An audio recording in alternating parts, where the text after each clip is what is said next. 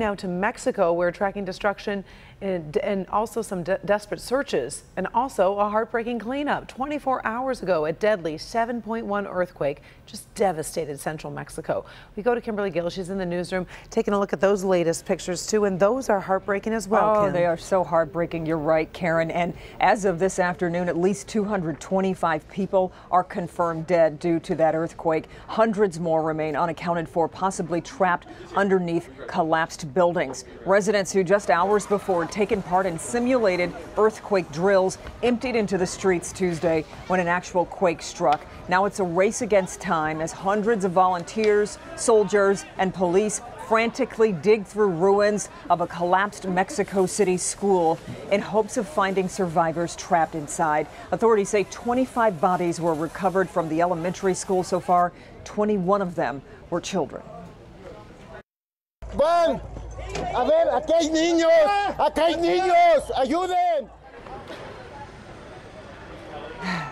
Now, at this time, 30 students are still missing, feared to still be among the rubble. And you can see community members forming human chains there to remove debris from the collapsed school, just trying to get to those students. Meanwhile, parents in tears looking for their children's names among two lists. One of the lists for those who were found and transported to local hospitals, and then a second list for the deceased. Now, support for the earthquake victims is coming from around the world.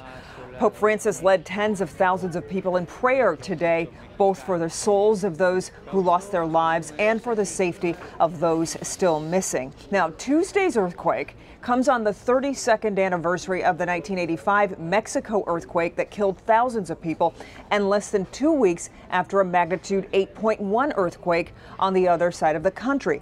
Also, a 6.2 magnitude earthquake struck overnight off the coast of Japan near Fukushima. The details of the extent of that damage have not yet emerged, but we are working to get more information. So much going on in the world in terms of natural disasters. Yeah. Karen, we will keep you posted on everything that we find out. Until then, we'll send it back to you in the studio. All right. Thank you very much, Kim. Meantime, NBC will continue our coverage of the earthquake and Hurricane Maria on Nightly News with Lester Holt. Look for live reports from these ongoing disasters starting at 6:30 on Local 4.